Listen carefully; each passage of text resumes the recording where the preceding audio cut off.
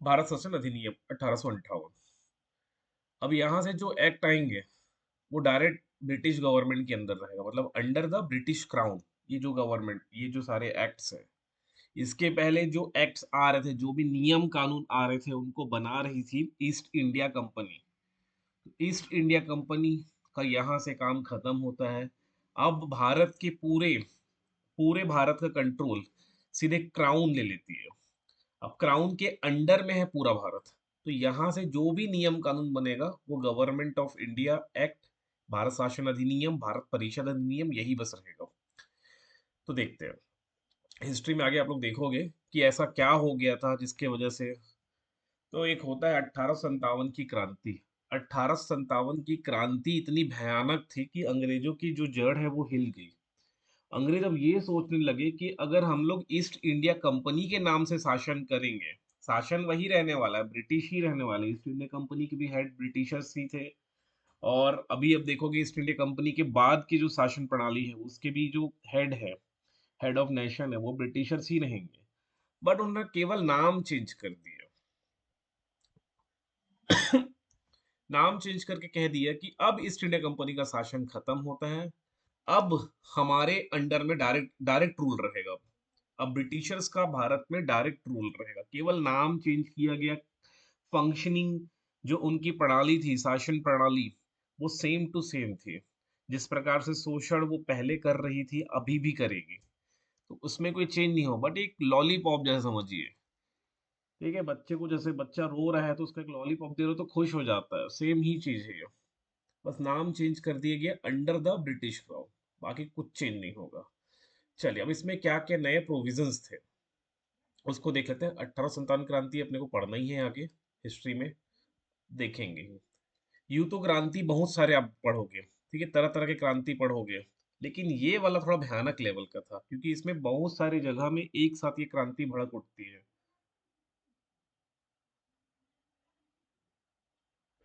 इसको एक मिनट रुकिएगा। इसमें क्या क्या प्रोविजंस थे आप लोग देखे थे, court of directors and board of control जो बनाया गया था, इसको पूरी तरह से समाप्त कर दिया। जो डुअल गवर्नमेंट का प्रावधान किया गया था, सीओडी और बीओसी, इसको पूरी तरह से खत्म कर दिया गया।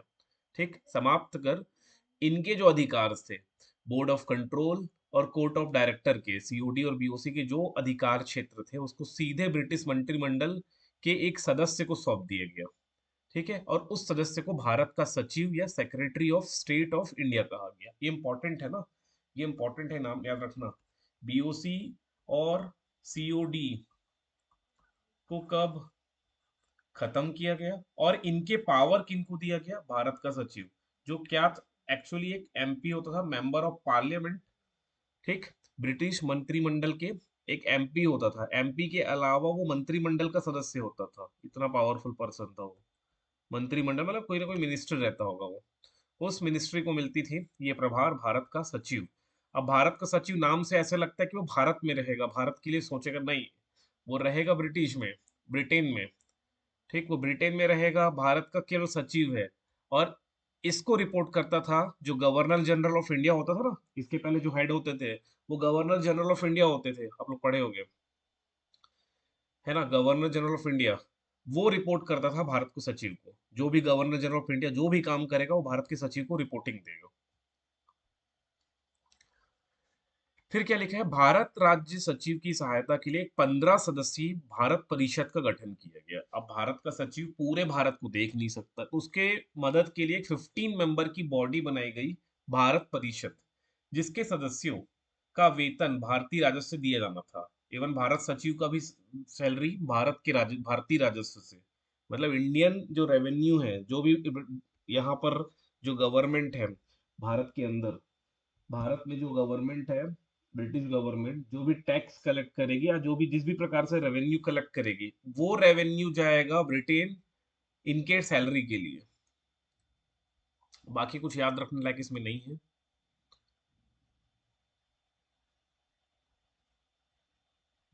एक प्रश्न बन सकता है, ब्रिटिश संसद का सीधा नियंत्रण स्थापित हो जाता है इस एक्ट के माध्यम से।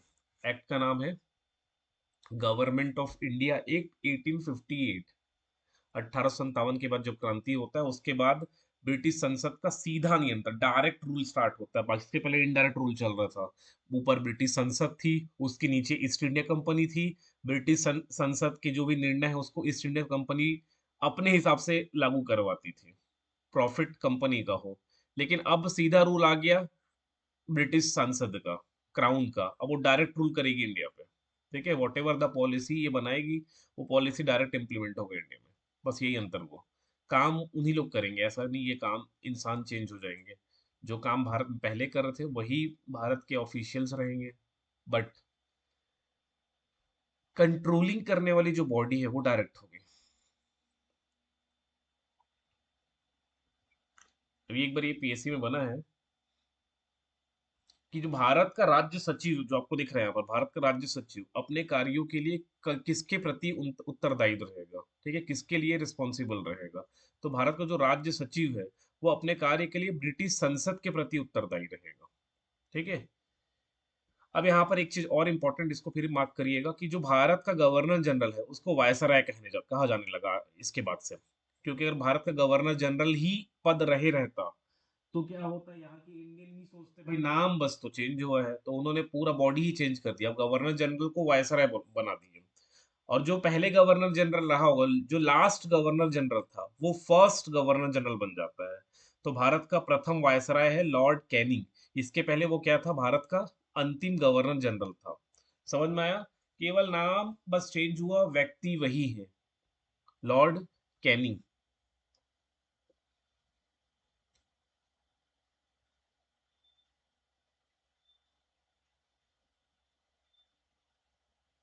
आप लोग तीन चीज पढ़े हो। गवर्नर जनरल ऑफ बंगाल, मैं लिखता हूँ। चलो नाम बताना, governor general of Bengal. Bharat का गवर्नर जनरल, भारत का गवर्नर जनरल, भारत का गवर्नर जनरल। और एक चीज अभी पढ़ रहे हो, वायसराय। ये तीनों के नाम एग्जाम में पूछे जाते हैं, तीनों के पहले व्यक्ति। गवर्नर जनरल ऑफ बंगाल कौन थे? हेस्टिंग्स थे, हेस्टिंग्स, वॉरेन हेस्टिंग्स। भारत के गवर्नर जनरल जो थे उनका नाम बेंटिक था, विलियम बेंटिक। और फर्स्ट जो वायसराय बन रहे हैं उनका नाम है लॉर्ड कैनिंग। ये सब याद रखना है, ये तीनों आपको एग्जाम में प्रश्न बनेगा। प्रथम गवर्नर जनरल, बंगाल के प्रथम गवर्नर जनरल थे वॉरेन हेस्टिंग्स। भारत का गवर्नर जनरल, भारत का गवर्नर जनरल प्रथम, प्रथम भारत के गवर्नर जनरल ये बनेंगे विलियम बेंटिक।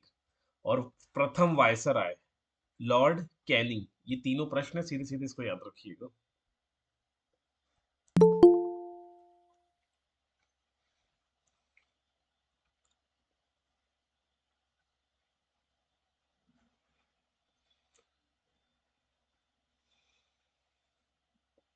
गवर्नर जनरल को द वायसराय ऑफ इंडिया का पदनाम भी दिया गया, बाकी कुछ खास नहीं। अब आते हैं 1861, इंडियन काउंसिल एक्ट 1861, भारतीय परिषद अधिनियम 1861। अब इसमें क्या इंपॉर्टेंट है, इसमें इंपॉर्टेंट ये है कि इस एक्ट के द्वारा भारत सरकार की मंत्रिमंडलीय व्यवस्था की नींव रखी। जैसे ब्रिटेन में होता था मंत्रिमंडल, हर एक कैबिनेट मिनिस्ट्री होते थे अलग अलग डिपार्टमेंट्स की, उसकी नींव इस अधिनियम द्वारा रखी गई। तो पहला प्रश्न यही है कि भारत सरकार की मंत्रिमंडलीय व्यवस्था या भारत में मंत्रिमंडलीय व्यवस्था, ठीक, कब से शुरू हुआ या कौन से एक्ट से शुरू हुआ? तो ये इंडियन काउंसिल एक्ट 1861, पहला यही नोट कर लो कि यहां से स्टार्ट होता है मंत्रिमंडलीय व्यवस्था की, ठीक, कैबिनेट सिस्टम की जो प्रावधान यहां से चालू होता है। इस अधिनियम द्वारा कार्यकारी परिषद की सदस्यों की संख्या 4 से बढ़ाकर 5 कर दी गई। इसमें 3 सदस्य प्रशासनिक सेवा के होते थे जिनको भारत में रहने का 10 वर्ष का अनुभव हो आवश्यक था। शेष 2 सदस्यों में से एक को 5 वर्ष विधि संबंधी अनुभव प्राप्त होना था। आपके लिए कोई इंपॉर्टेंट नहीं है, ठीक है, चाहो तो पढ़ सकते हो, बट व्यापम के लिए कोई इंपॉर्टेंट नहीं है। वायसराय की विधान परिषद में न्यूनतम 6 और अधिकतम 12 अतिरिक्त मनोनीत सदस्यों का प्रावधान किया गया था। इसमें कम से कम आधे सदस्यों को अब गैर सरकारी होना आवश्यक था, किंतु इनकी शक्तियां विधि निर्माण तक ही सीमित थी। ये भी कोई काम का नहीं है, छोड़ सकते हो। अब ये इंपॉर्टेंट है, 1862 में लॉर्ड कैनिंग ने तीन भारतीयों को, और वो तीन भारतीय कौन थे, एक बनारस के राजा, पटियाला के महाराजा और सर दिनकर राव को विधान परिषद में मनोनीत किया गया। विधान परिषद क्या थी? विधान परिषद जो है लॉ मेकिंग बॉडी है, भारत के लिए जो लॉ बनाएगी वो बॉडी है लॉ मेकिंग। तो लॉ मेकिंग बॉडी में पूर्णतः इसमें एकाधिकार था ब्रिटिशर्स का, कोई भारतीय अलाउ नहीं थे। लेकिन फर्स्ट टाइम तीन भारतीयों को अलाउ किया गया। अब आप लोग खुद सोचिए, ये तीन भारतीय फ्रीडम फाइटर रहे होंगे, भारत के आजादी के पक्षधर रहे होंगे, कि अंग्रेजों के पक्षधर रहे होंगे। ऑब्वियस है, अंग्रेज इनको एज अ भारतीय, एज अ इंडियन नॉमिनेट कर रहे हैं, मनोनीत कर रहे हैं ना, इनको कोई इलेक्शन नहीं हुआ था, मनोनीत कर रहे हैं, नॉमिनेट कर रहे हैं। तो ऑब्वियसली ये अंग्रेज भक्त ही रहे होंगे। तो इनको लाया गया विधान परिषद में। तो यहाँ से एक विधान परिषद में भारतीयों की एंट्री भी स्टार्ट हो रहा है ना। भारत धीरे से जो अंग्रेज विरोधी हैं वो भी चुनाव जीत के विधान परिषद में पहुंचेंगे। अभी तो स्टार्ट हो रहा है ना, पहला फेज है ये। यहाँ से भारतीयों की एंट्री मिलना चालू हो गया। अब ये भारतीयों की एंट्री सीधा कैसे मिल गया, इसके लिए बहुत लड़ाई लड़ी इंडियंस लोग, बहुत सारे और तरह तरह के पार्टी बनाएंगे। अभी आप हिस्ट्री में देखोगे, तरह तरह से ब्रिटिशर से मांग रखेंगे, और उन मांग में से कुछ मांग को ही जो ब्रिटिशर्स है वो एक्सेप्ट करते थे। पूरी तरह से कंप्लीटली रिजेक्ट भी नहीं कर सकते थे ना, उनको ही पता है कि कंप्लीटली रिजेक्ट करेंगे तो विद्रोह भड़क उठेगा। 1857 में जो क्रांति हुआ है, उस तरह का इतिहास को देखते हुए, और इस तरह का वो चाहते नहीं थे कि फ्यूचर में भी हो इस तरह की क्रांति। तो वो बोलते थे कुछ तो एक्सेप्ट कर लेते हैं, पूर्णतः एक्सेप्ट नहीं करेंगे, कुछ तो मान लेते हैं। तो इस प्रकार से अंग्रेज तीन भारतीयों को विधान परिषद में एंट्री देते हैं, बनारस के राजा, पटियाला के महाराजा, सर दिनकर राव। याद रख लेना, इंपॉर्टेंट है।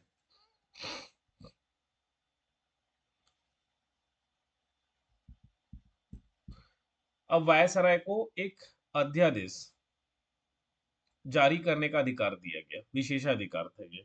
अध्यादेश का मतलब होता है, अब कोई कोई ऐसे आपात स्थिति है, कोई इमरजेंसी आ गया।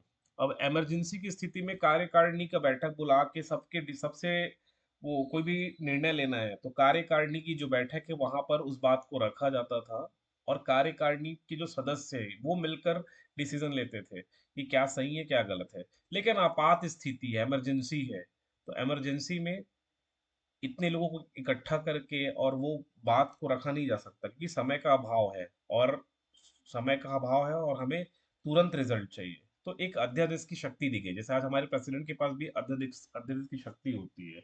अध्यादेश जारी करने के लिए लोकसभा का सेशन नहीं चल रहा है, राज्यसभा का सेशन नहीं चल रहा है, या दोनों में से कोई एक चल रहा है, दोनों नहीं चल रहा है, तब प्रेसिडेंट अध्यादेश जारी कर देता है, जिसकी सीमा अधिकतम 6 महीने की रहती है। 6 महीने के भीतर लोकसभा और राज्यसभा से उस अध्यादेश को पारित करवाना पड़ता है। अगर ये 6 महीने के भीतर लोकसभा और राज्यसभा से पारित नहीं हो पाता है, तो ये अध्यादेश समाप्त हो जाता है। ठीक। तो एक वायसराय को एक विशेष पावर दिया गया।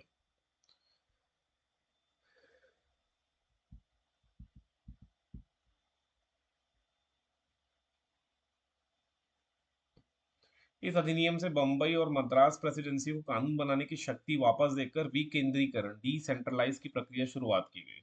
मतलब ये जो एक्ट आता है, जैसे बंबई और मद्रास का तो पूरा कंप्लीटली जो लॉ मेकिंग प्रोसेस उसको खत्म कर दिए थे, अब फिर से इनको थोड़ा बहुत लॉ बनाने की शक्ति दी गई इस अधिनियम में। पोर्टफोलियो सिस्टम की शुरुआत हुई, सम विभागीय प्रणाली, अलग अलग विभागों में क्या क्या काम होंगे इसको बांटा गया। इंपॉर्टेंट नहीं है, बस आप एक एक लाइन लिख सकते हो, चाहो तो एक एक लाइन लिखिए। कैसे एक एक लाइन लिखिए, लिखोगे मैं बताता हूँ, इस पर बहुत कुछ लिखा है। आप ऐसे लिखिए, भारत परिषद अधिनियम 1861। पहला पॉइंट लिखिए कि भारत सरकार की, ठीक है, मंत्रिमंडलीय व्यवस्था स्टार्ट होती है। पहला एक लाइन लिखिए, एक लाइन में आ जाएगा, भारत सरकार की मंत्रिमंडल व्यवस्था की नींव रखी गई ना, यहाँ पहला पॉइंट। दूसरा आप लिखिए, तीन भारतीयों को विधान परिषद में मनोनीत किया गया। ये इंपॉर्टेंट है, इसको तो पूरा ही लिख लो। तीन भारतीयों को, बनारस के राजा, पटियाला के महाराजा और सर दिनकर राव, बनारस के राजा, पटियाला के महाराजा और सर दिनकर राव की विधान परिषद में मनोनीत करते हैं। ठीक। तीसरा, वायसराय वायसराय को अध्यादेश अध्यादेश जारी करने का शक्ति दिया गया। चौथा, पोर्टफोलियो सिस्टम की शुरुआत। पोर्टफोलियो सिस्टम की शुरुआत मतलब विभागीय कार्यों को बंटवारा समझ लो। और बंबई मद्रास प्रेसिडेंसी को कानून कानून बनाने की शक्ति वापस मिला, मतलब डिसेंट्रलाइजेशन की प्रक्रिया स्टार्ट होती है, विकेंद्रीकरण की। ये 4-5 पॉइंट ऐसे लिखे रहो, 4 लाइन 5 लाइन, इतना ही आपको पढ़ना है बार बार, बाकी ये सब पढ़ने की जरूरत नहीं है व्यापम के लिए।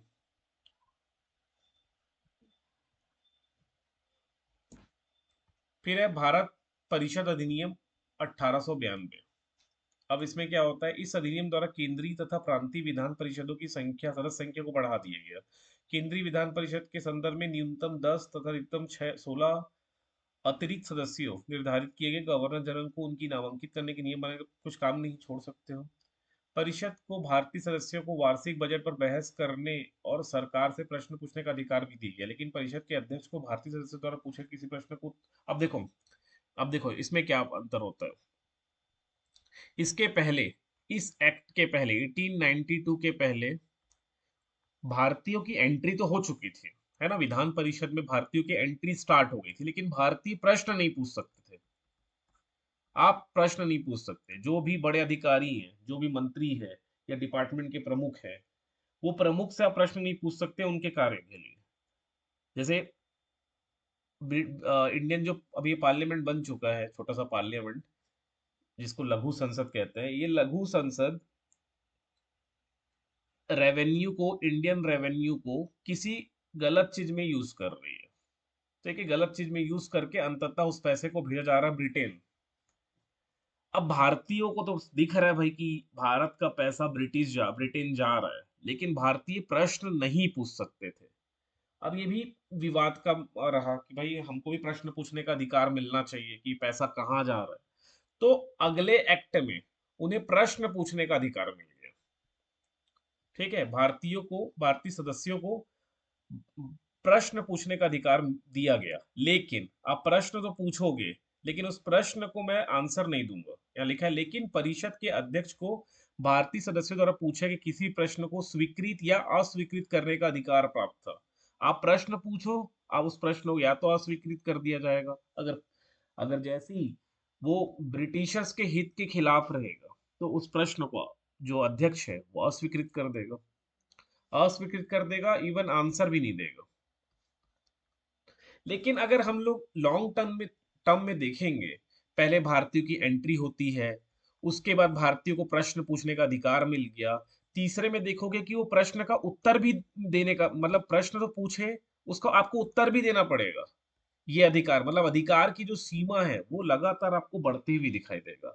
मतलब भारतीय जो है वो प्रभावी होंगे, धीरे धीरे, स्टेप बाय स्टेप चले गए, है ना। एकाएक भारतीयों को शक्ति नहीं मिली, भारतीय अपना शक्तियों के लिए लड़ाई लड़े, धीरे धीरे ये लड़ाई लड़ी गई, और लड़ाई लड़ते लड़ते हम भारतीयों को कुछ ना कुछ शक्ति मिलना चालू होगा।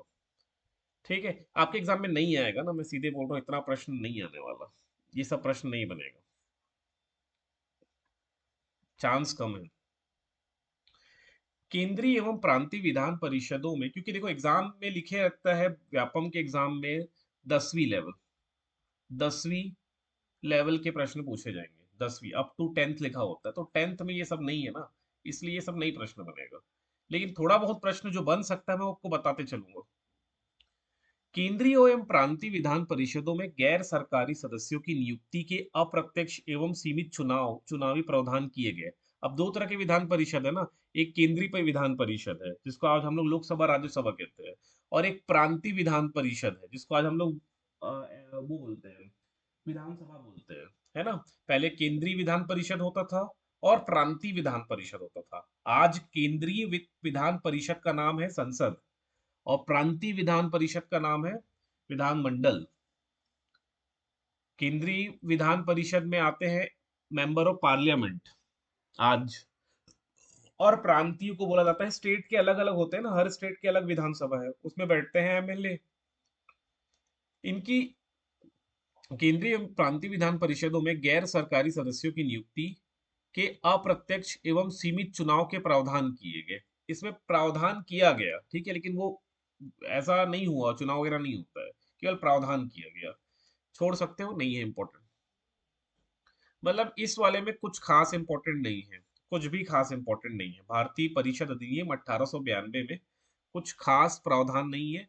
वार्षिक बजट पर बहस करने और सरकार से प्रश्न पूछने का अधिकार दिया गया। इसको चाहो तो लिख लेना एक लाइन, बस इतना ही लिख लो।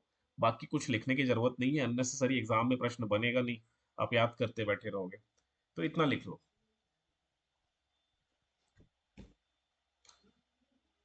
अब देखो यहाँ पर लिखा है भारतीय परिषद अधिनियम 1800 जो 92 है, ये भारतीय राष्ट्रीय कांग्रेस के जो अधिवेशन हुए 1891 से 1889 से 1891 तक के अधिवेशनों में स्वीकार किए गए और प्रस्तावों से प्रभावित होकर पारित किया गया। मतलब ये डायरेक्ट, ये जो मांग है ना, भारतीय मांग कहाँ करते थे, आईएनसी की बैठक में, इंडियन नेशनल कांग्रेस की जो बैठक होती थी, उसमें बहुत तरह तरह के मांगे रखा जाता था कि ये वो सरकार से मांग करती थी। अब सरकार उन मांगों में से कुछ परसेंट को स्वीकार करती थी। तो ये जो भारतीयों को जो अधिकार मिल रहा था ना, वो इंडियन नेशनल कांग्रेस के जो सेशन होते थे, उस सेशन में जो भी प्रावधान बनाते थे, वो जो भी प्रस्ताव पारित करते थे, ये आईएनसी जो प्रस्ताव पारित करती थी, इंडियन नेशनल कांग्रेस, वो जाता था ब्रिटिशर्स के समक्ष, और ब्रिटिशर्स उसमें से कुछ पॉइंट को, उसमें से कुछ बिंदुओं को स्वीकार करके एक्ट के माध्यम से भारत में लागू करवाती थी। ठीक है, आगे देखते हैं। भारतीय परिषद अधिनियम, भारतीय परिषद अधिनियम, जिसको मार्ले मिंटो सुधार बोलते हैं, 1909 में आता है, और काफी इंपॉर्टेंट, ये नाम ही याद रखो, ये नाम ही प्रश्न बनता है कि भारतीय परिषद अधिनियम 1909, 1909 को बोलते हैं मार्ले मिंटो सुधार, मार्ले मिंटो सुधार इसको बोलते हैं, इसको याद रखिएगा। इस अधिनियम द्वारा परिषदों व उनके कार्य क्षेत्रों का अधिक विस्तार किया गया और उन्हें प्रातिनिधिक एवं प्रभावी बनाने के लिए उपाय किए गए। इस अधिनियम की विशेषताएं क्या क्या है, इसको देखते हैं। केंद्रीय विधान परिषद में सरकारी सदस्यों के बहुमत की व्यवस्था रखी गई, तो प्रांतीय विधान परिषद में गैर सरकारी सदस्यों की बहुमत की व्यवस्था रखी गई। एक मिनट।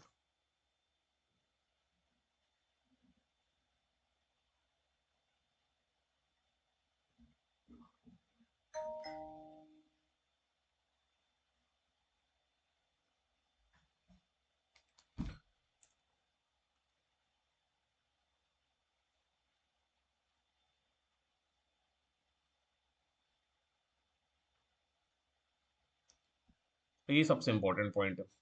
सत्येंद्र प्रसाद सिन्हा वायसराय की कार्यकारिणी परिषद में नियुक्त होने वाले प्रथम भारतीय थे, और ये लॉ मेंबर के रूप में गए थे, विधि सदस्य। इसको नोट्स बनाइए, नोट्स में लिखिए। प्रसाद सिन्हा वायसराय की कार्यकारिणी में, जो वायसराय की फंक्शनिंग थी, उस काउंसिल में नियुक्त होने वाले प्रथम भारतीय है। मोस्ट इंपॉर्टेंट प्रश्न कई बार बना है, व्यापम में भी बना है कि वायसराय की कार्यकारिणी परिषद में नियुक्त होने वाले प्रथम भारतीय कौन थे। यही है वायसराय की कार्यकारिणी परिषद का मतलब, क्या होता है, वायसराय और उसकी टीम, वायसराय और उसकी टीम पूरे भारत को चलाती थी, तो उस टीम का मेंबर बनते हैं सत्येंद्र प्रसाद सिन्हा। विधान परिषद के सदस्यों को बजट अंतिम रूप से स्वीकार करने से पूर्व बजट पर वाद विवाद करने तथा प्रस्ताव पारित करने का अधिकार दिया गया। सदस्यों को पूरक प्रश्न पूछने का भी अधिकार दिया गया। जो विधान परिषद के सदस्य बनते हैं, उन सदस्यों को पूरक प्रश्न पूछने का भी अधिकार दिया। पहले प्रश्न पूछने का अधिकार नहीं था, फिर प्रश्न पूछने का अधिकार मिला, फिर प्रश्न पूछने के बाद जवाब मिलेगा, उस जवाब पे आप पूरक कॉम्प्लीमेंट्री क्वेश्चन भी पूछ सकते हो। ये अधिकार दिया गया इस वाले में। एग्जाम में नहीं बनेगा प्रश्न, ठीक है, एग्जाम में यहाँ से कोई प्रश्न नहीं बनने वाला, एकदम रेयर है। 98%, 98 99% चांस है जो मैं बता रहा हूँ वही प्रश्न बनेगा। 1% चांस है जो पेपर को अगर टफ करना हुआ तब यहाँ से प्रश्न बनेंगे। फिर टफ होगा तो हर सेक्शन टफ होगा, मैथ्स भी टफ आएगा, रीजनिंग भी टफ आएगा।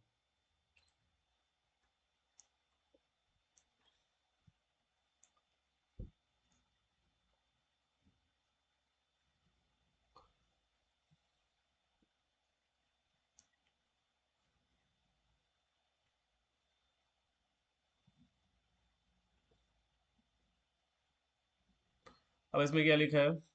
इसके तहत जाति, वर्ग, धर्म आदि के आधार पर पृथक निर्वाचन प्रणाली अपनाई गई। पृथक निर्वाचन प्रणाली, इसमें presidency, corporation, chamber of commerce तथा जमींदारों को पृथक प्रतिनिधित्व दिया गया। कोई काम का नहीं है। पहली बार केंद्रीय विधान परिषद हेतु मुस्लिम वर्ग के लिए भी पृथक निर्वाचन की व्यवस्था की गई। लॉर्ड जो मिंटो है वो भारत के वायसराय थे इस टाइम, आप इसको पढ़े ना, मार्ले मिंटो सुधार है, तो ये मिंटो जो है भारत का वायसराय है। और ये जो मार्ले है ये भारत सचिव रहेगा, भारत सचिव। ठीक। जो लॉर्ड मिंटो है अब भारत के वायसराय, तथा जॉन जो मार्ले है वो इंग्लैंड में भारत के राज्य सचिव थे। लॉर्ड मिंटो को सांप्रदायिक निर्वाचन के जनक के रूप में जाना जाता है। सांप्रदायिक, सांप्रदायिक का मतलब क्या होता है? जहां पर लोग दो धर्म के लोग, दो धर्म के लोग लड़े, वो है सांप्रदायिक। संप्रदाय के लिए जहां लड़ना चालू होता है। तो यहाँ पर आप लोग देखोगे कि मुस्लिमों को, मुस्लिम वर्ग के लिए पृथक निर्वाचन की व्यवस्था की गई। यहीं से चुनाव, यहीं से लड़ाई चालू होता है भारत में। भारत और में हिंदू और मुस्लिमों के बीच लड़ाई यहाँ से मेनली स्टार्ट होती है। इसके पहले भी बहुत बार बीज बोए गए थे। तो 1909 में, आप देखोगे 1909 में जो बीज बोया गया, ये 1947 में जाके भारत के बंटवारे से, बंटवारा वाला जो पेड़ खड़ा हो रहा है ना, वो 1909 में बीज बोया गया था। और इस बीज का फल 1947 में दिखाई देता है, जो भारत और पाकिस्तान का बंटवारा होता है। तो ये एग्जाम में प्रश्न बनता है कि किसको सांप्रदायिक निर्वाचन के जनक के रूप में जाना जाता है? तो लॉर्ड मिंटो। अभी अंग्रेज लोग दो लोगों को लड़वा के ही तो शासन करे है ना, भारतीयों और यहाँ के जो मुस्लिम थे, इनके बीच लड़ाई करवाते थे। लड़ाई करवाने के फलस्वरूप ये भारतीयों का गुस्सा अंग्रेजों पे ना निकल के मुस्लिमों पे निकलता था, और मुस्लिमों का गुस्सा भारतीयों पे निकलता था। आपस में दोनों लड़ रहे हैं, और इसका फायदा मिल रहा है ब्रिटिशर्स को। जो ब्रिटिश की जो कंपनी, कंपनी तो खत्म हो गया, लेकिन जो ब्रिटिश संसद है उसको फायदा मिल रहा है। इनसे लड़ने नहीं जा रहे हैं। अगर यही भारतीय और मुस्लिम एक मिलकर ब्रिटिशर से लड़ते तो भारत पहले आजाद हो गया होता। लेकिन ये आपस में लड़ रहे हैं, अपने धर्म के लिए लड़ रहे हैं, जो आज भी दिख रहा है अपने को।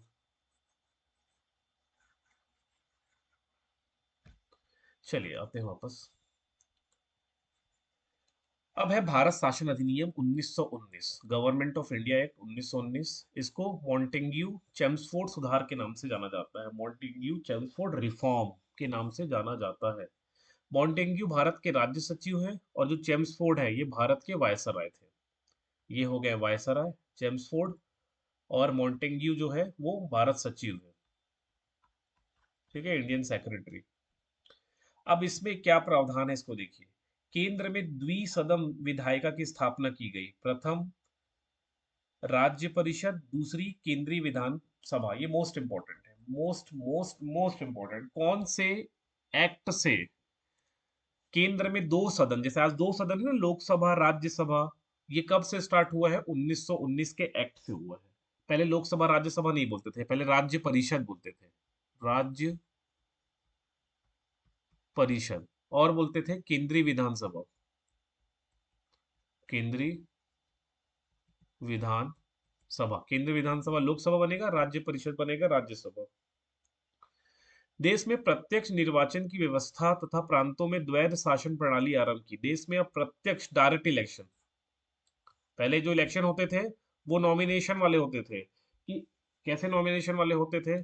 कि जैसे आज कैसे इलेक्शन होता है, हर एक पर्सन को राइट है वोटिंग का, हर एक पर्सन को राइट है।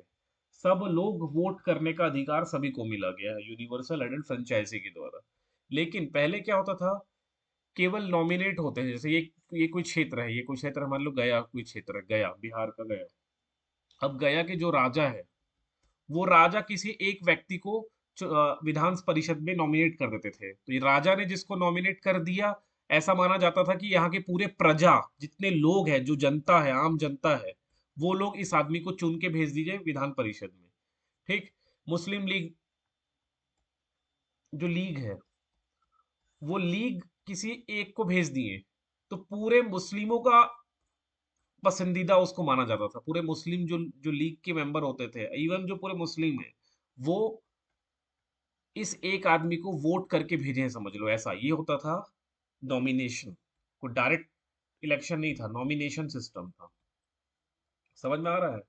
ऐसे जनता, मान लो छत्तीसगढ़ छत्तीसगढ़ के जो राजा हैं, वो किसी एक व्यक्ति को नॉमिनेट कर दिए कि ये जाएगा हमारे तरफ से केंद्रीय विधान परिषद में जाएगा, तो वो हम सबका वोट हो गया, हम सब ने उसको पसंद करके भेजा है, ऐसा माना जाता। लेकिन इस अधिनियम से, भारत शासन अधिनियम 1919 से क्या व्यवस्था की गई? देश में प्रत्यक्ष निर्वाचन व्यवस्था प्रारंभ की गई। ठीक है, बाकी कुछ इंपॉर्टेंट नहीं है, बाकी इतना याद रखने की जरूरत नहीं है। ये सब हस्तांतरित विषय, ट्रांसफर्ड सब्जेक्ट क्या है और आरक्षित रिजर्व्ड सब्जेक्ट क्या है, ये सब इंपॉर्टेंट नहीं है।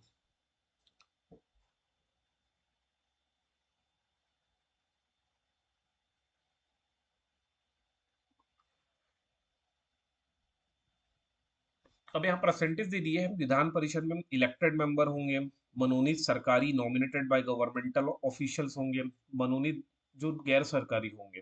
तीन तरह की व्यवस्था की गई। उनका परसेंटेज कितना था नहीं पूछेगा एग्जाम में, ठीक है। 71% निर्वाचित होके आएंगे। सरकारी मनोनीत सदस्य 18 होंगे, गैर सरकारी मनोनीत सदस्य 11% होंगे। ये सब नहीं आएगा, छोड़ सकते हो।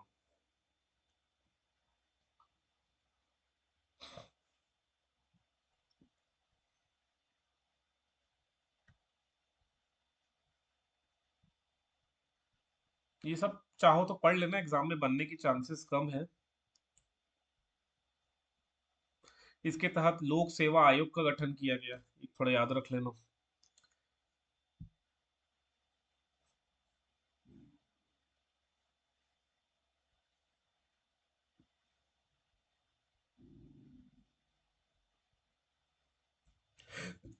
इस अधिनियम इस अधिनियम के द्वारा पहली बार महिलाओं को मत देने का अधिकार प्रदान किया गया। थोड़ा बहुत देख लेना, बाकी काम का नहीं है, एग्जाम के लिए इंपॉर्टेंट नहीं है। फैक्ट्स तो बहुत सारे हैं, इतने सारे फैक्ट्स हैं, बट सबको याद नहीं कर सकते ना। जो इंपॉर्टेंट है, जो एग्जाम के लिए बहुत महत्वपूर्ण है, उनको पढ़ लीजिए, जो 10वीं लेवल का है। साइमन कमीशन क्या है? ये 1927 से 1928 में भारत आएगी दो बार। 1919 के भारत शासन अधिनियम में कहा गया था कि अधिनियम पारित होने के 10 वर्ष बाद, 10 साल बाद, एक हम लोग ना कॉन्स्टिट्यूशनल संवैधानिक आयोग की नियुक्ति करेंगे। और ये आयोग जांच करेगा कि भारत उत्तरदायी शासन की दिशा में कहाँ तक पहुंचा है। जो भारत का शासन व्यवस्था है, वो कहाँ तक पहुंचा है। 10 साल बाद, 1919 के अधिनियम के 10 साल बाद हम एक आयोग बनाएंगे, जांच आयोग, जो जांच करेगी। ठीक है। कायदे से इसको बनना चाहिए था 1919 के 10 साल बाद, है ना, लेकिन इसकी नियुक्ति 2-3 साल पहले कर देते हैं।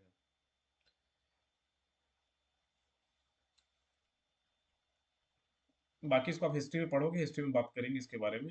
साइमन आयोग की नियुक्ति राज्य सचिव बर्किन हेड ने की थी, एग्जाम में बना है, इसको याद कर लेना, इसको याद कर लेना। इसकी नियुक्ति भारत राज्य सचिव बर्किन हेड ने की थी। सर जॉन साइमन इसके अध्यक्ष थे। सर जॉन साइमन इसके अध्यक्ष थे।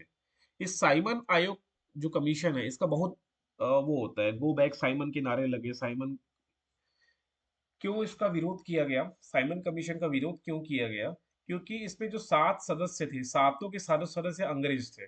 सातों के सातों सदस्य अंग्रेज थे। यहाँ के भारतीयों का कहना था कि भारत के फ्यूचर के लिए जो प्लान बन रहा है, कि भारत भारत उत्तरदायी शासन, भारत की गवर्नमेंट की पॉलिसी कैसे रहेगी, भारत कैसे चलेगा, फ्यूचर में भारत कैसा होगा, भविष्य में भारत की योजनाएं कैसे बनेंगी, इन सब के लिए एक भी मेंबर इसमें भारतीय नहीं है। इसलिए इसका विरोध किया गया। इस कमीशन का विरोध करने का मेन कारण यही था कि इस कमीशन में कोई भारतीय नहीं थे। भारत के फ्यूचर के लिए प्लान बन रहा है, बट इसमें कोई भारतीय ही नहीं है, तो इसलिए इसका विरोध किया गया था। और गो बैक साइमन के नारे लगे। इसे श्वेत कमीशन कहा गया। बस यही है, आगे हिस्ट्री में पढ़ेंगे। अध्यक्ष का नाम याद रखे, सर जॉन साइमन। 7 मेंबर थे, राज्य सचिव बर्किनहेड ने इसकी नियुक्ति की थी। बस इतना ही बनेगा, इसके अलावा कोई प्रश्न नहीं बनेगा। ज्यादा से ज्यादा ये बन सकता है, साइमन कमीशन कब 1927-28 किस कौन से एक्ट में कहा गया था? तो 1919 के भारत शासन अधिनियम में एक एक्ट, इस एक्ट में साइमन कमीशन की नियुक्ति के बारे में बात किया गया था। बस इतना याद रख लेना, इसके अलावा कोई प्रश्न नहीं बनेगा, कोई प्रश्न नहीं। इसके बाद जो सबसे इंपॉर्टेंट है, अभी तक जो पढ़े उसमें सबसे इंपॉर्टेंट है भारत शासन अधिनियम 1935।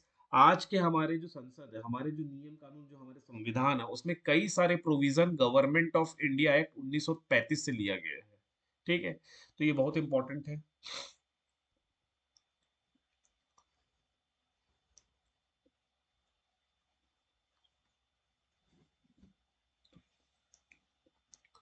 अब इस गवर्नमेंट ऑफ इंडिया एक्ट में ना क्या किया गया, भारत में सर्वप्रथम संघीय शासन प्रणाली की नींव रखी गई। संघ की दो इकाई थी, एक ब्रिटिश भारतीय प्रांत और दूसरा देसी रियासतें। मतलब पूरे भारत के लिए एक संघ बनेगा, पूरे भारत एक संघ है, और पूरे भारत के लिए एक साथ नियम कानून बनाया जाएगा, एक साथ हम शासन करेंगे पूरे भारत में। पूरे भारत में एक शासन व्यवस्था होगी इस एक्ट के माध्यम से। ऐसा नहीं जैसे पहले कैसा होता था, पहले कैसा होता था, एक सेकंड,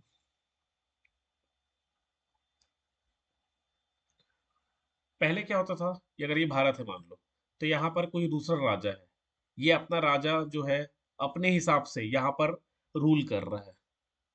जो ब्रिटिशर्स बना दिए उनको भी फॉलो करते हुए अपना रूल मॉडिफाई कर रहा है। मतलब जो राजा राजा रजवाड़े तो चलते ही थे ना पहले, पूरे राजा और रजवाड़ों का ही तो एरिया था। आज भी आजादी के बाद भी इवन भारत में कुछ ऐसे क्षेत्र रहे जहां राजा काफी हद तक प्रभावी रहे, और वही राजा आज भी प्रभावी है। आप देखो ये वही जो राजा थे, बस राजा ना बोल के अब वो मेंबर ऑफ पार्लियामेंट बन गए हैं। जो बस्तर के राजा हैं उनको ही तो एमपी बनाते हैं ना, वही तो एमपी है ना बीजेपी से, तो उनका प्रभाव आज भी है। तो भारत में संघीय शासन प्रणाली की नींव रखी गई इस एक्ट में, गवर्नमेंट ऑफ इंडिया एक्ट 1935 में। और पूरे भारत को दो इकाइयों में बांटा गया। पहली इकाई थी ब्रिटिश भारतीय प्रांत, ब्रिटिश भारतीय प्रांत का मतलब इसमें ब्रिटिशर्स का डायरेक्ट रूल था। और देसी रियासत जहां पर राजाओं का रूल हुआ करते थे। ये दो प्रांत थे, दो दो पार्ट थे, समझिए दो इकाई समझिए।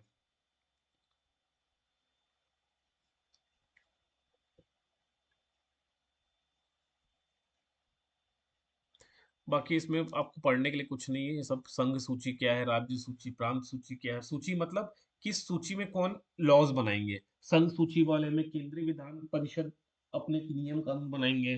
प्रांतीय सूची में प्रांतीय की जो विधान परिषद है वो अपने गवर्नमेंट के रूल बनाएंगे। ये सब एग्जाम के लिए नहीं है, इंपॉर्टेंट, छोड़ सकते हो, सीजीपीएससी में आएगा सीधे सीधे।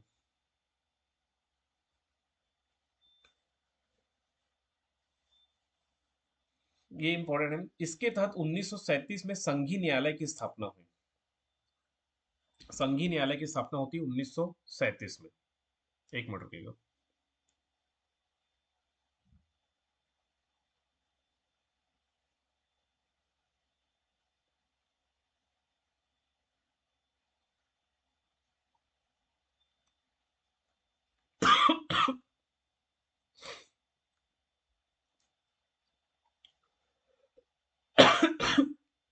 जो 1937 का संघीय न्यायालय है, इसको याद रखिएगा। संघ मतलब पूरे भारत के लिए संघीय न्यायालय, इसको बोलते थे इंग्लिश में फेडरल कोर्ट।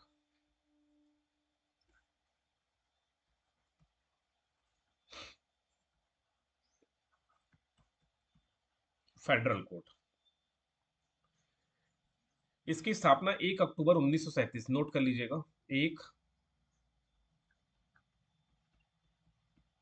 अक्टूबर 1937 को की गई थी, भारत शासन अधिनियम 1935 के तहत। और इसी को आजादी के बाद इस संघीय न्यायालय को हम लोग भारत का सर्वोच्च न्यायालय, सुप्रीम कोर्ट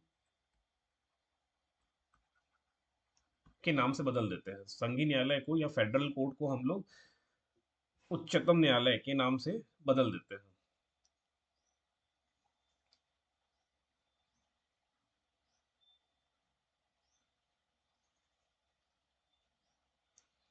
कहाँ पर किया गया था? दिल्ली में।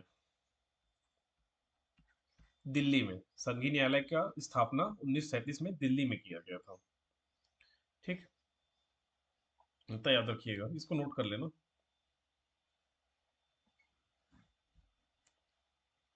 ये बनता है, हिस्ट्री में पढ़ोगे आप लोग इसको, और प्रश्न बनता है कि संघीय न्यायालय की स्थापना कब? 1937 में। कौन से एक्ट से? तो भारत शासन अधिनियम 1935 के तहत ये इसकी स्थापना हो गई थी, और यही बाद में नाम परिवर्तन करके हमारा सुप्रीम कोर्ट बनेगा।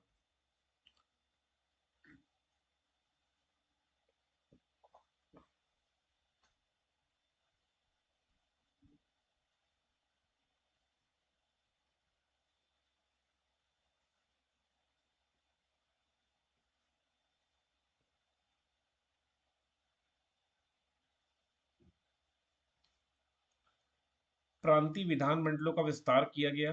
प्रांतों में 11 में से 6 विधानमंडलों में 2 सदनों की व्यवस्था की गई।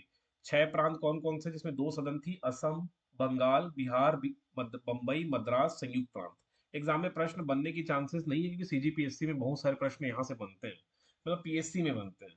व्यापम में चांस कम है कि ये पूछे कौन कौन से प्रांत है। आप ये याद रख सकते हो कि 6 जो विधानमंडल है उसमें 2 सदन। 2 सदन समझते हो? जैसे आज 2 सदन कहाँ कहाँ है? बिहार में है ना, 2 सदन है। हमारे छत्तीसगढ़ में 2 सदन है क्या? नहीं है, केवल विधान सभा बस है। विधान परिषद का प्रावधान नहीं है ना। विधान परिषद का प्रावधान कहाँ कहाँ है? बिहार में है, उत्तर प्रदेश में है, कर्नाटक में है ना, आंध्र प्रदेश में है, तेलंगाना में है।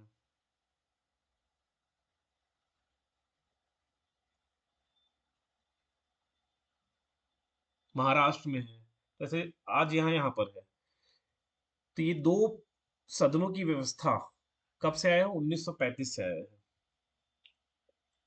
मुद्रा और साख पर नियंत्रण के लिए भारतीय रिजर्व बैंक की स्थापना की गई थी 1935 में। ये भी प्रश्न बन सकता है, नोट करिएगा। आरबीआई।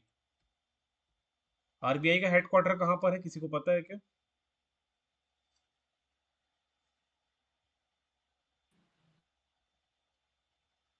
आरबीआई का हेडक्वार्टर मुंबई में है। मुंबई में।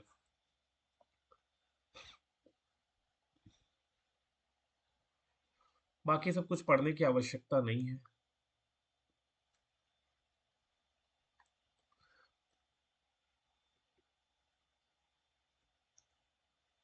अब देखो, यहीं से फेडरल लोक सेवा आयोग की स्थापना होता है, जिसको यूपीएससी बोलोगे आगे चल के। फिर प्रांतीय सेवा आयोग, जिसको स्टेट पीएससी बोलेंगे आगे चल के। फिर ज्वाइंट सेवा आयोग। ठीक है, मतलब जब 2 या 2 से अधिक जो राज्य है वो रिक्वेस्ट करते हैं यूपीएससी कि आप हमारे लिए एग्जाम कंडक्ट कराओ, तो यूपीएससी उन दोनों राज्यों या 2 से अधिक राज्यों के लिए एग्जाम कंडक्ट कराती है। तो उसको बोलते हैं संयुक्त सेवा आयोग की स्थापना का प्रावधान किया गया। ये देखो, ये उस टाइम का प्रोविजन आज भी चल रहा है।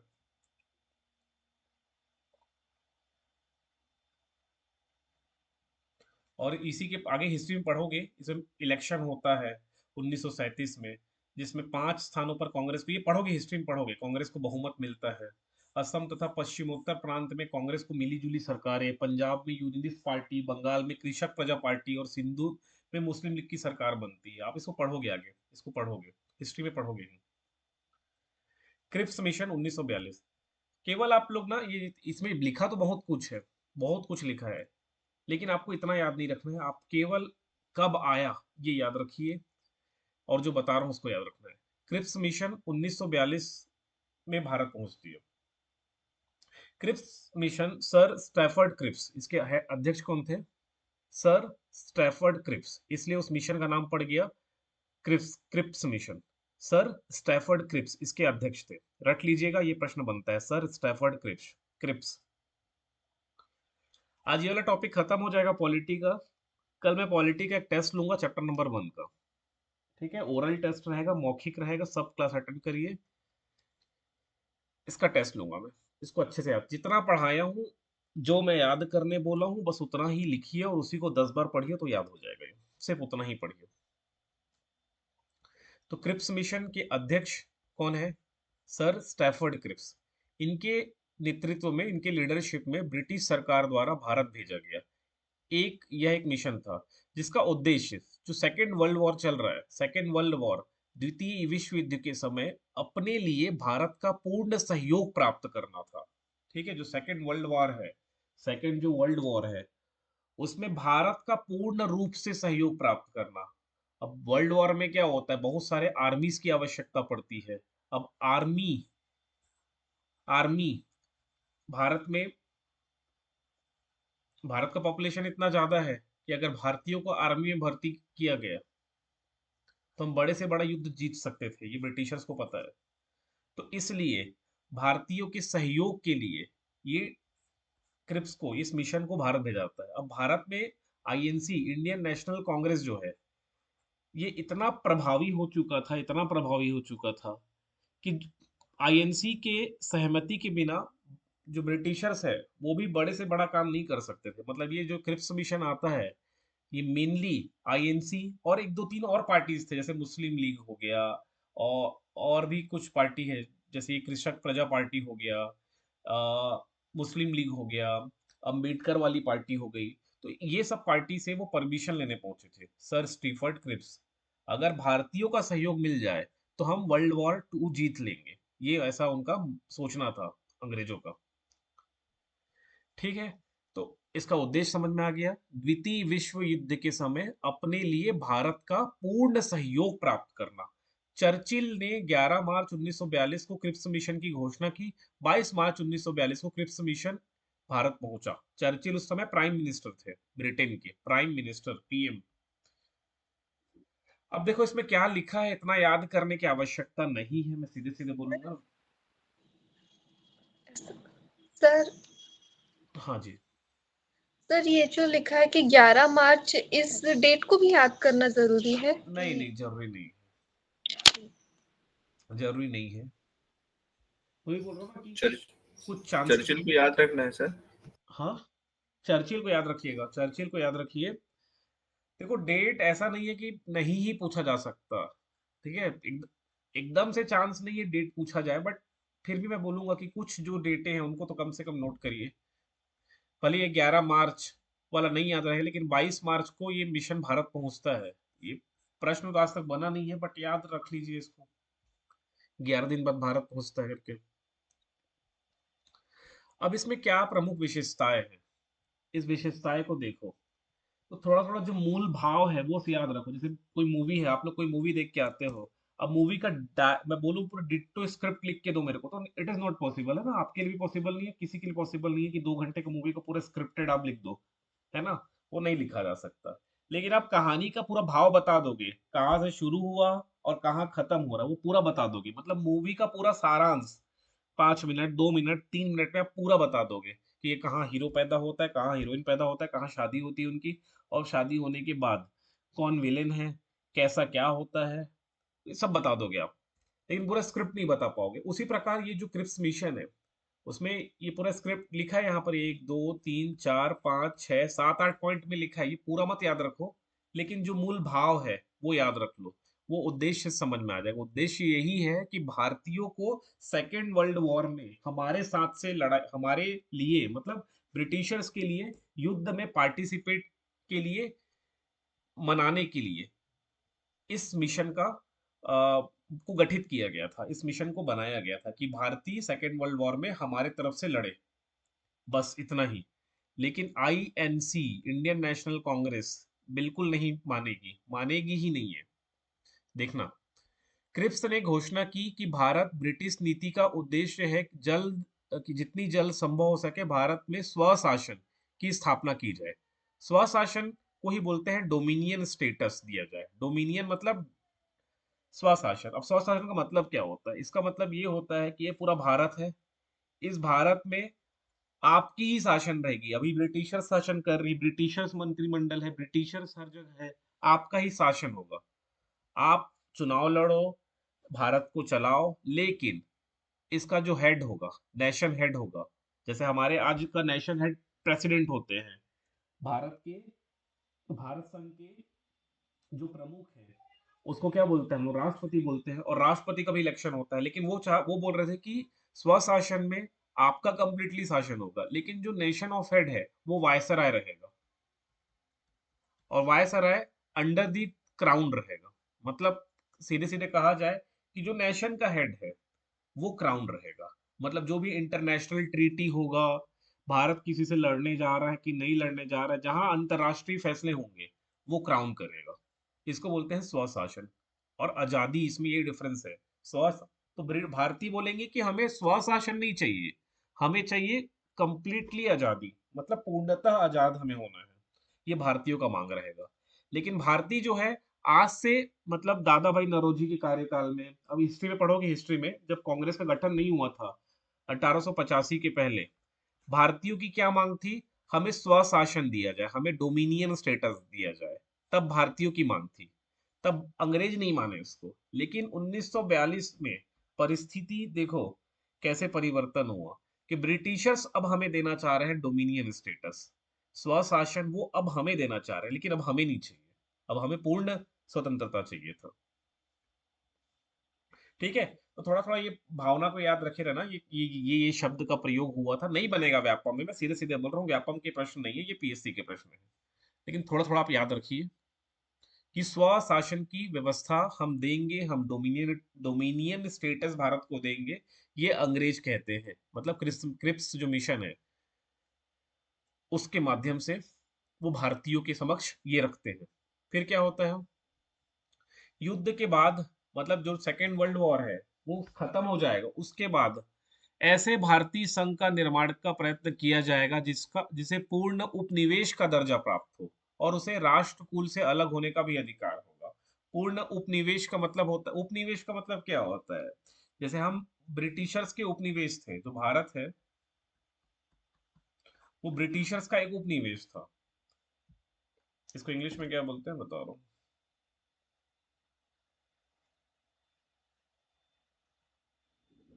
उपनिवेश का अर्थ है एक शक्तिशाली देश द्वारा किसी कमजोर देश या क्षेत्र पर नियंत्रण स्थापित करके वहां के संसाधनों और लोगों को अपने लाभ के लिए उपयोग करना, इसको उपनिवेश बोलते हैं। ठीक है, कॉलोनाइजेशन इंग्लिश में। तो ये भारत क्या एक कॉलोनी थी, भारत एक कॉलोनी थी ब्रिटिशर्स की, तो ब्रिटिशर्स के बहुत सारे कॉलोनी थे, इसको उपनिवेश बोलते हैं।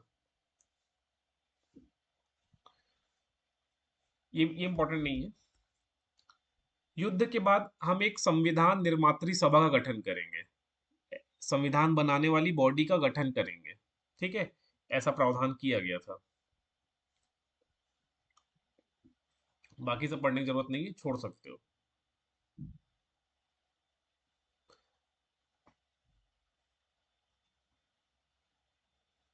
युद्ध के बाद ब्रिटिश वायसराय की एक कार्यकारी परिषद का गठन किया जाएगा, जिसमें भारतीय जनता के प्रमुख वर्गों के प्रतिनिधित्व शामिल होंगे। मतलब भारतीय जनता के प्रमुख वर्ग, जनता के प्रमुख वर्ग, जैसे आईएनसी हो गया, मुस्लिम लीग हो गया, अंबेडकर वाली था, ऐसे बहुत छोटे छोटे बने हुए थे। मुस्लिम आईएनसी सबसे बड़ा था, इंडियन नेशनल कांग्रेस, इसमें सभी जाति के सभी धर्म के लोग होते थे।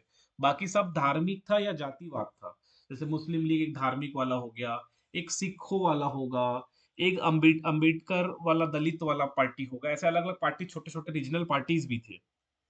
ठीक, लेकिन मेन जो रहेगा वो आईएनसी रहेगा, इंडियन नेशनल कांग्रेस।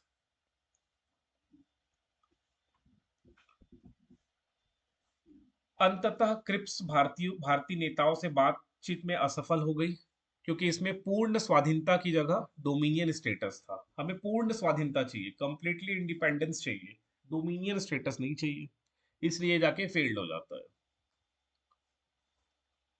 फिर है कैबिनेट मिशन 1946 में, 1942 में आया था क्रिप्स मिशन, 1946 में cabinet mission. Second world war खत्म हो गया, वर्ल्ड वॉर में इतना समझ में आ गया कि अब वर्ल्ड वॉर तो खत्म हो, वर्ल्ड वॉर में ना कोई कोई एक कंट्री पूर्णतः विजित नहीं होता है। जब भी युद्ध होगा बड़े लेवल में, इस चीज समझना, जब भी युद्ध होगा, चाहे आप कितने बड़े देश क्यों ना रहो, कितना बड़ा भी कंट्री क्यों ना रहो, हार दोनों का होगा। अगर कंट्री वन लड़ रहा है कंट्री टू से, और कंट्री वन कितना भी बड़ा हो और कंट्री टू कितना भी छोटा हो, अंततः एंड में युद्ध के बाद हार दोनों का होगा। इकोनॉमिकली क्राइसिस आएगी कंट्रीज में, इकोनॉमिकली क्राइसिस, और वो सबसे बड़ा क्राइसिस होता है इकोनॉमिकली क्राइसिस। और जब भी कहीं किसी कंट्री में आर्थिक तंगी आती है तो वहां सरकार गिरता है सबसे पहले। सरकार, जैसे अभी जेंजी जेंजी वाला आंदोलन हुआ है नेपाल में, सुने हो क्या? न्यूज में था जेंजी। जी सर। वो एग्जाम में कहीं ना कहीं वहां से प्रश्न बनेगा, कहीं ना कहीं, मतलब नेपाल के अभी प्राइम मिनिस्टर कौन है, अभी प्रेसिडेंट कौन है, उससे पहले कौन थे, नोट कर लीजिएगा। बहुत बड़ा न्यूज़ है। मतलब यूथ जो है वो पूरे सरकार को गिरा दिए, पूरे पार्लियामेंट में आग लगा दिए। बचे हुए जो मंत्री पूरे पावरफुल में लाल बत्ती में घूमते थे, वो अपने जान की भीख मांगते हुए कहीं कहीं छुपे हुए थे। सोचो, इतने बड़े पावरफुल जो व्यक्ति हैं, जो आज अपने देश में पहले गुजरते होंगे, उसका काफिला गुजरता होगा, 15-20 कारें, फोर्स सिक्योरिटी के साथ वो निकलते थे, उनको रोड में मार मार के, मतलब वो दौड़ दौड़ के भाग रहे हैं, और जो जेंजी जेंजी मतलब जो यूथ है, उनको चप्पल से मार रहे हैं, डंडे से मार रहे हैं। ऐसे ऐसे वीडियो में देखा हूँ, आप लोग भी देखे होंगे। मतलब ऐसी स्थिति थी। तो इतना भयंकर जो ये आंदोलन है, इसके बारे में कहीं ना कहीं से तो प्रश्न बनने का चांस है। यूपीएससी में तो बहुत कुछ बनेगा यहाँ से, बट हमारे व्यापम में तो केवल फैक्ट्स ही पूछता है। तो नेपाल के प्राइम मिनिस्टर कौन है, ये सब पूछेगा। अभी नेपाल अपना करेंसी छापने के लिए, छाप, उनके पास प्रिंटिंग प्रेस नहीं है ना, वो अपना करेंसी छापने के लिए दूसरे कंट्री पर डिपेंडेंट रहता है। जैसे हमारे यहाँ करेंसी हम खुद छापते हैं, लेकिन नेपाल अभी अपना टेंडर दिया है, कुछ कई करोड़ों रुपए का टेंडर दिया है चाइना को। तो इस तरह के कुछ कुछ फैक्ट्स हैं, उसको थोड़ा नोट करिए रहिएगा। न्यूज़पेपर में सब छपते रहता है, अब न्यूज़पेपर पढ़ने का समय नहीं है ना, कोई दिक्कत नहीं है। करंट अफेयर की मैगजीन्स आती है, वो मैगजीन्स मंथली वाला थोड़ा बहुत देख लिया करो।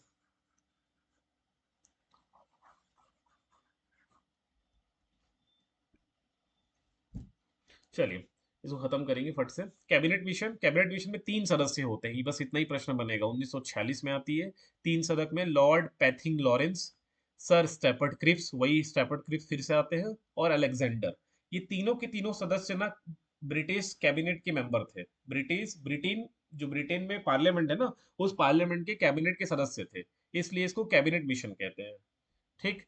अब इस मिशन में क्या प्रावधान है? प्रावधान तो बहुत कुछ है, बट अपने एग्जाम में नहीं आता है, अपने एग्जाम में केवल नाम आएगा। अब इसको थोड़ा बहुत पढ़ लेते हैं, एग्जाम के लिए तो इंपॉर्टेंट नहीं है।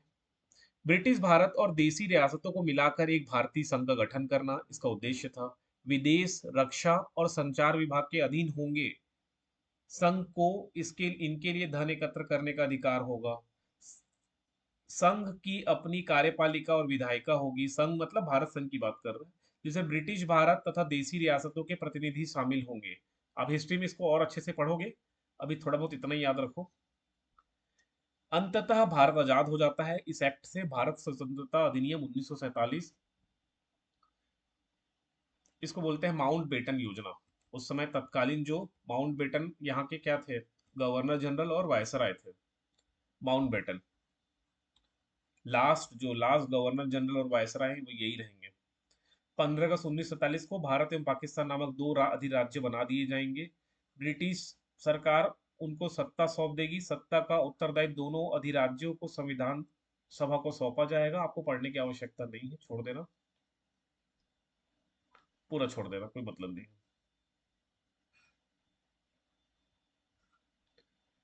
कोई खास नहीं है। स्वतंत्रता के पूर्व गठित अंतरिम मंत्रिमंडल, अब भारत तो आजाद होने वाला है, भारत आजाद होने का पूरा प्लान बन चुका है, अब ब्रिटिशर चले भी जाएंगे।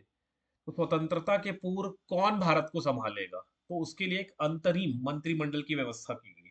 अब इस अंतरिम मंत्रिमंडल में कौन कौन से सदस्य थे और कौन कौन से उनके पोर्टफोलियो थे, मतलब उनका पोर्टफोलियो, मतलब ये उनका पोर्टफोलियो है, तो ये पोर्टफोलियो आपको याद करना पड़ेगा। जैसे जवाहरलाल नेहरू को क्या पोर्टफोलियो मिलता है? राष्ट्रमंडल तथा विदेशी मामलों के लिए। सरदार वल्लभ भाई पटेल को गृह मंत्री बनाया गया, सूचना एवं प्रसारण पोर्टफोलियो है। ये पोर्टफोलियो आपको थोड़ा थोड़ा करके याद रखना है, एग्जाम में प्रश्न बना हुआ है, बहुत बार बना हुआ है। ठीक है, डिफरेंट डिफरेंट जो वन डे एग्जाम है सब में कुछ ना कुछ क्वेश्चन बना हुआ है, तो आप थोड़ा याद करिए इसको। अब थोड़ा थोड़ा ट्रिक बना के याद करो तो आसानी से याद हो जाएगा। थोड़ा आपको अपना एफर्ट लगाना पड़ेगा, बट ट्रिक बना लो। जैसे अब Jawaharlal Nehru first prime minister बनेंगे तो उनको राष्ट्रमंडल का और विदेशी मामले का पावर जनरली प्रेसिडेंट के पास, प्राइम मिनिस्टर के पास होता है, तो इसको ऐसा याद रख लो। सरदार वल्लभ पटेल गृह मंत्री, सेकंड जो पावरफुल है वो होम मिनिस्टर ही होता है, तो उनको गृह मंत्री का मिला।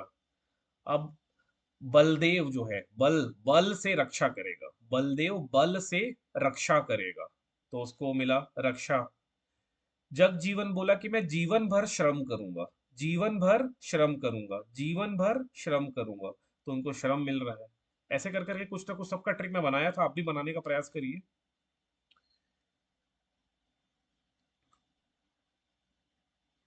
ये जॉन मथाई को आगे मेरे ख्याल से, ये तो अंतरिम है ना, उनको जॉन मथाई को रेलवे मिलता है आगे शायद, देखो जॉन मथाई को रेलवे मिलता है, देखो मेरे को अभी भी कुछ ना कुछ याद है, मेरे को ट्रिक याद नहीं आ रहा है बट याद है। अब दो मंत्रिमंडल आपको याद रखना है, अंतरिम मंत्रिमंडल भी याद रखना है, और उसके बाद स्वतंत्र भारत का जो पहला मंत्रिमंडल बनेगा ये भी आपको याद रखना है। इसमें थोड़ा बहुत पोर्टफोलियो चेंज होते हैं, थोड़ा बहुत।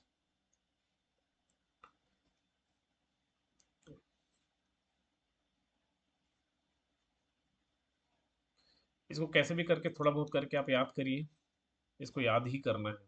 अब इसके लिए कोई आपको ट्रिक बनाना पड़ेगा सेपरेट। फिर स्वतंत्र भारत का पहला मंत्रिमंडल आता है 1947 में, प्राइम मिनिस्टर बनते हैं जवाहरलाल नेहरू, और सरदार वल्लभ भाई पटेल को गृह सूचना एवं प्रसारण राज्यों के मामले में पावर मिलता है। डॉक्टर राजेंद्र प्रसाद को खाद्य एवं कृषि मंत्री बनाया गया। मौलाना अब्दुल कलाम आजाद को शिक्षा मंत्री बनाया गया। अभी हमारा कॉन्स्टिट्यूशन बना नहीं है ना, 1947 में कॉन्स्टिट्यूशन नहीं बनता है। अभी कॉन्स्टिट्यूशन बनाने के लिए एक सभा बनाएंगे, संविधान निर्मात्री सभा, वो सभा बनाएगी मेन इंडियन का कॉन्स्टिट्यूशन।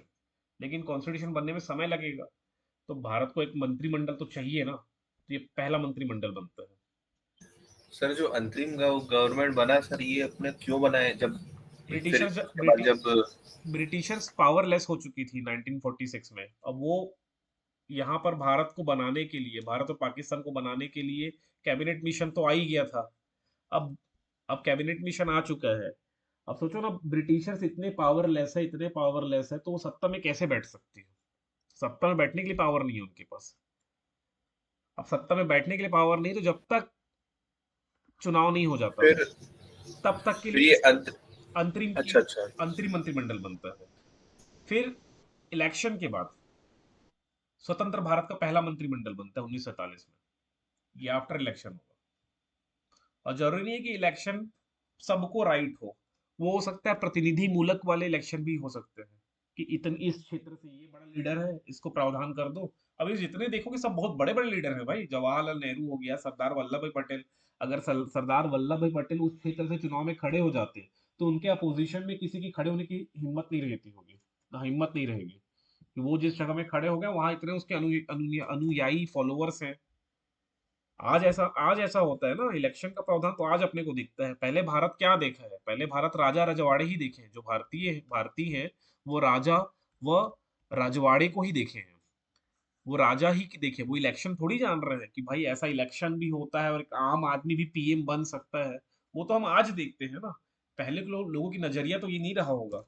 पहले के लोग तो गुलामी देखे हैं, 300 साल गुलामी देखे हैं, 200-250 साल गुलामी, उसके पहले मुस्लिम आक्रमण देखे, उसके पहले एंशियंट काल में राजा ही कोई देखे हैं। जो है राजा है।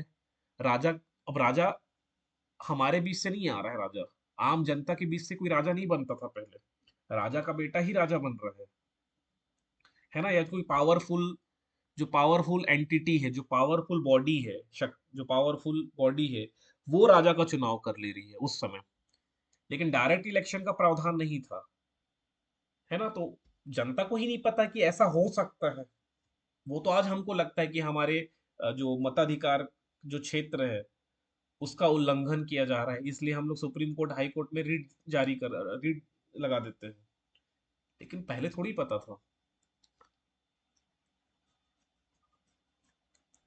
तो ये सब पावरफुल व्यक्ति है, अपने अपने क्षेत्र, अपने अपने क्षेत्र, मतलब कोई हो सकता है इलाहाबाद से हो, ये अपना प्राइम मिनिस्टर जवाहरलाल नेहरू हो गए, राजेंद्र प्रसाद बिहार के जाने माने व्यक्ति थे। ऐसे अपने अपने क्षेत्र से सब बहुत प्रसिद्धि प्राप्त व्यक्ति हैं, है ना।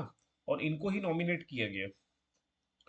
फिर जैसे ही भारत आजाद होता है 1947 के बाद, अब ये 1947 में आपस में लड़ना चालू कर देते हैं कि मेरे को ये मंत्रिमंडल चाहिए, मेरे को वो पोर्टफोलियो चाहिए।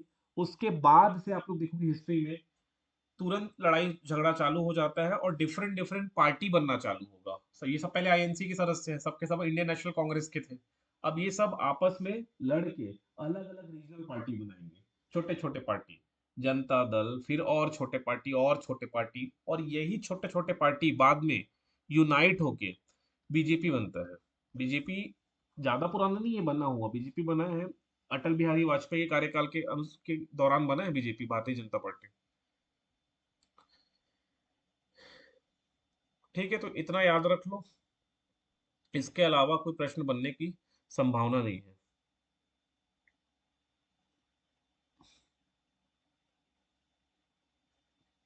कुछ कुछ फैक्ट्स यहाँ पर और दिखेगा, वो फैक्ट्स को पढ़ लेना। ये लास्ट का एकदम समरी है। जैसे यहाँ पर क्या क्या लिखा है, जैसे ये लास्ट लाइन, लॉर्ड माउंटबेटन नए डोमिनियन भारत के प्रथम गवर्नर जनरल बने। 15 अगस्त से 1948 तक ये गवर्नर जनरल थे। लॉर्ड माउंटबेटन ने जवाहरलाल नेहरू को भारत के पहले प्रधानमंत्री के रूप में शपथ दिलाई। ठीक है, 1946 में बनी भारतीय संविधान सभा को स्वतंत्र भारतीय डोमिनियन की संसद के रूप में स्वीकार किया गया। स्वतंत्र भारत के प्रथम और अंतिम गवर्नर जनरल थे सी राजगोपालाचारी। व्यापम में कई बार प्रश्न बना है भाई ये, कई बार, कि अंतिम गवर्नर जनरल या स्वतंत्र भारत के प्रथम व अंतिम गवर्नर जनरल कौन है? सी राजगोपालाचारी। ये प्रश्न कई बार व्यापम में बना है। लॉर्ड मिंटो को सांप्रदायिक निर्वाचन के जनक के रूप में जाना जाता है। ठीक है, तो इस तरह के बहुत सारे प्रश्न बने हैं, इसको अलग से लिख दिया है, आप नोट कर लीजिएगा। सर सभी पॉइंट्स को याद रखना है। हाँ, पढ़िएगा, सब आपको इम्पोर्टेंट ही लगेगा। सब इसमें महत्वपूर्ण तथ्य में वही लिखा है जो इम्पोर्टेंट है, जैसे सुप्रीम कोर्ट के पहले प्रेसिडेंट, पहले जो चीफ जस्टिस है वो कौन थे, एलिजा एम्पे, है ना। इसमें सब इम्पोर्टेंट ही लिखेगा, सब इम्पोर्टेंट को ही लिखा है इसमें।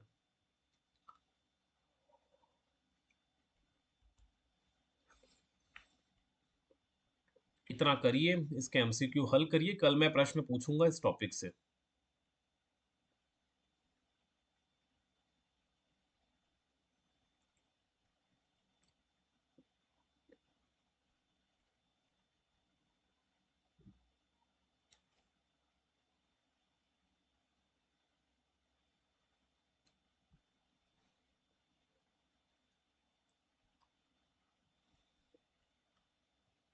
कल इतना पढ़ के आइएगा, कल मैं यहाँ से इस टॉपिक से प्रश्न पूछूंगा ही।